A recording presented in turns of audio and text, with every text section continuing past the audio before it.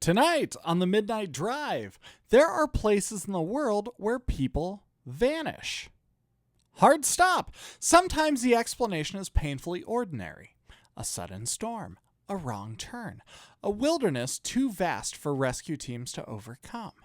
But every so often, a place gathers so many unanswered questions that it becomes something more than geography. It becomes mythology.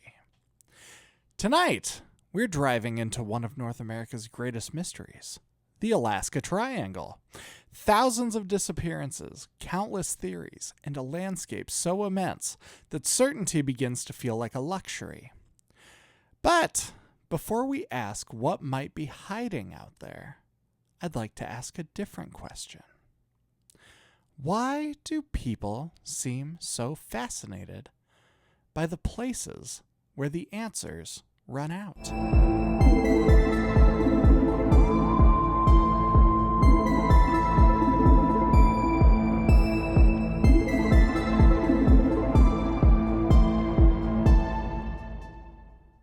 I've always thought the word missing is strangely incomplete.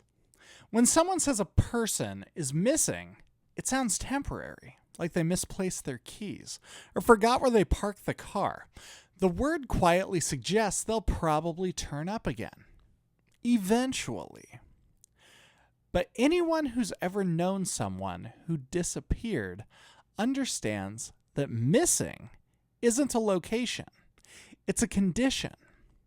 A family doesn't simply lose a person. What they lose is certainty. And those are two very different things. I've been thinking about that because today we're driving into one of the largest unsolved mysteries in North America. A place that has earned the nickname the Alaska Triangle. If you've never heard of it, imagine drawing 3 lines connecting Anchorage, Juneau, and Utqiagvik, the northernmost city in the United States. Inside that enormous stretch of wilderness lies an area larger than many countries. And over the decades, thousands of people have disappeared there. That's usually where the documentaries begin. Cue the dramatic music. Aerial shots of endless forest. Someone with a deep voice saying, "Some say an ancient curse still lingers here." Then we're introduced to theories, alien abductions, magnetic anomalies, interdimensional portals, ancient spirits, government conspiracies. I've watched enough of those documentaries to know the rhythm, almost by heart. And if I'm honest, I've always found the theories less interesting than the place itself. Because the Alaska Triangle doesn't need aliens to become mysterious. It just needs Alaska. That's enough. I've noticed something fascinating whenever people talk about unexplained places. We often separate mystery from geography, as though the location is merely a backdrop. Personally, I think it's the opposite. The geography creates the mystery.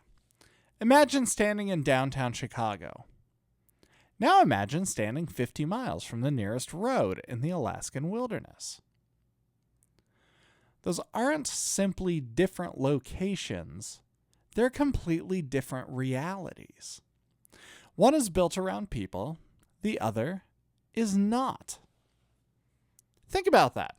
Because modern life has quietly conditioned us to expect rescue. If your car breaks down, someone will probably stop. If your phone dies, another charger is not very far away. If you become lost, GPS will likely find you again. We've grown accustomed to living in environments where mistakes remain survivable. Alaska, on the other hand, reminds us that this isn't the default condition of the world. It's the exception. Out there, weather does not negotiate. Mountains do not compromise. Rivers do not pause because someone underestimated the current. The wilderness is not hostile. It's simply indifferent. I've come to believe there's a difference. Hostility requires intention. Indifference doesn't even acknowledge your existence. That realization can feel a little unsettling. But it can also feel strangely beautiful because it forces us to rediscover humility. One of the numbers often attached to the Alaska Triangle is staggering. More than 20,000 reported disappearances over the years. Now, that statistic deserves context. The region covers an immense area. People disappear for many different reasons. Some are eventually found. Some cases date back decades, long before modern search technology. Others involve aircraft navigating notoriously unpredictable weather. Context always matters. Always. But here's what's fascinating. Even after you account for geography, even after you account for weather, even after you account for the sheer size and area of the landscape, there's still something about the Alaska Triangle that captures the imagination. Why? I don't think it's because people disappear. Tragically, disappearances happen all over the world. I think it's because we can't tolerate loose ends. People crave completed stories. We've talked about this a lot on the show. If somebody walks into the woods, our minds instinctively want an ending, a safe return, a rescue, discovery, closure, anything. But the Alaska Triangle stubbornly refuses to provide that. Sometimes there is no final chapter, only silence. Now, I've wondered, maybe that's the piece that really unsettles us. It's not the disappearance. It's the unanswered questions. There's an old psychological concept called the Zeigarnik effect. It suggests that unfinished experiences stay with us longer than completed ones.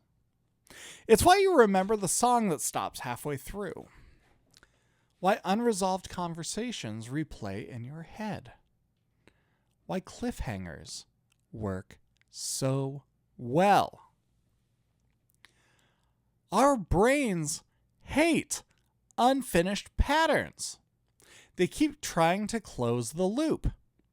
And maybe the Alaska Triangle has become famous because it represents the largest unfinished sentence that most of us can imagine. A place where stories simply stop. No conclusion, no explanation. Just an ellipses stretching across mountains, forests, and frozen rivers. The more I think about it, the less interested I become in extraordinary explanations. Not because I dismiss them outright, but because ordinary reality is already extraordinary enough. Imagine trying to search an area larger than many entire nations. Imagine weather changing in minutes. Imagine terrain so rugged that entire valleys remain inaccessible for long stretches of the year. That's not a movie. That's Tuesday afternoon in Alaska. And somehow, I think recognizing the scale makes the mystery even more compelling. We'll have more up next, right here on the Midnight Drive. I've noticed that every great mystery eventually becomes a mirror. Think about it. At first, we think we're studying the mystery itself. Then, somewhere along the way, we realize we've been studying ourselves the entire time. I think that's what happened with me when I was studying the Alaska Triangle. When I first started reading about it, I wanted to know what happened. Who disappeared? Where were they going? What did search crews find? Were there any common threads trying to tie these stories together? Natural questions, necessary questions. But after a while, I found myself asking something completely different. Why do places like this become the stuff of legends? Not just famous, but legendary. Because there are remote forests all over the world. There are mountains where people disappear. There are oceans that refuse to give back ships. There are deserts that quietly reclaim anyone who underestimates them. Yet only a handful of places become part of our collective imagination. And many of them are triangle-shaped. The Bermuda Triangle, the Bridgewater Triangle, the Bennington Triangle, and now the Alaska Triangle. It's interesting, isn't it? Because triangles don't actually possess magical properties. They're just shapes. 3 points connected by 3 lines. So why triangles? Maybe because our brains love boundaries. We like drawing circles around uncertainty. If something mysterious happens over here, that's unsettling. But if we can point to a map and say, it happens inside this area, somehow the mystery feels more manageable. It's ironic, isn't it? We create boundaries around the very things we can't explain. We name storms. We categorize animals. We assign diagnoses. We number stars. Not because naming something removes the mystery, but because it helps us begin a conversation about it. Maybe the Alaska Triangle is just another version of that. A name that we've given to uncertainty that doesn't make it meaningless. If anything, it makes it more revealing. Because every culture has places where the known world slowly gives way to the unknown. Ancient maps include warnings like, "Here be dragons." Not because cartographers had photographed dragons, because beyond that point, certainty disappeared. The dragons were never the point. The edge of the map was the point. Now, I've wondered if we still do the exact same thing today. Maybe we've simply replaced dragons with different words. Aliens, portals, energy vortices, government conspiracies. The vocabulary changes. The instinct remains exactly the same. We don't like blank spaces. There's another reason I think the Alaska Triangle continues to capture people's imaginations. It asks us to confront something modern life rarely allows us to feel: vulnerability. Think about how most of us move through an ordinary day. We unlock our phones with our faces, order groceries without leaving the house, watch satellites guide us to an unfamiliar address. We're surrounded by invisible systems designed to reduce uncertainty. Technology has made life more predictable than ever before. Then Alaska reminds us that predictability has its limits. A satellite cannot stop a blizzard. A compass cannot shorten a mountain range. A weather forecast isn't the same thing as good weather. For all of our remarkable advances, nature still has the final word. I don't find that discouraging. I find it grounding because it restores perspective. It reminds me that being intelligent isn't the same thing as being in control. We've become remarkably good at solving problems. Sometimes we forget that not every problem is ours to solve. Some are ours to respect. That might be the biggest lesson I've taken away from the Alaska Triangle. Respect. Not fear. Fear wants to conquer. Respect wants to understand. Fear demands answers. Respect accepts that some answers take longer than we'd like, or never arrive at all.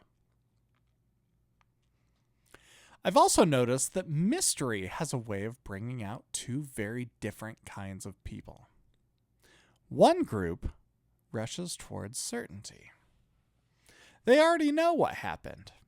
It was aliens. Or it was definitely bad weather. Or it was absolutely this. Or unquestionably that.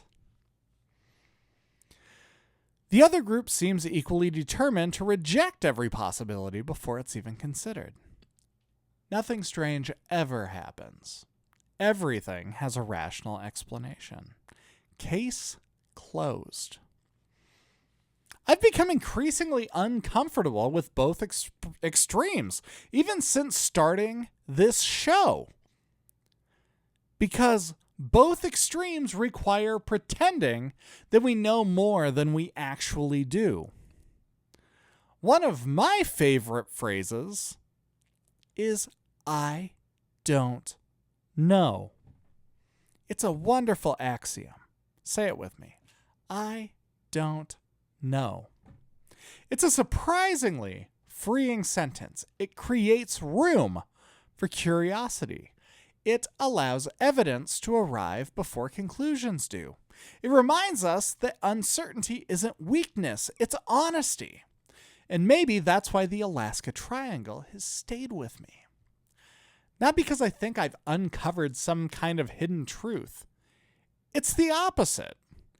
Because the more I learn about it, the more comfortable I become with unanswered questions. There's something peaceful about admitting that the world is still larger than my personal understanding of it. That doesn't make the world scarier, it makes it more beautiful. The older I get, the less interested I am in becoming to reduce everything to certainty. Wonder has become much more valuable. Wonder keeps asking. Wonder keeps listening. Wonder leaves space for tomorrow. And perhaps that's the greatest gift that places like the Alaska Triangle have to offer. Not proof of the paranormal, not evidence of some hidden force. Just a little reminder that the world is still capable of surprising us.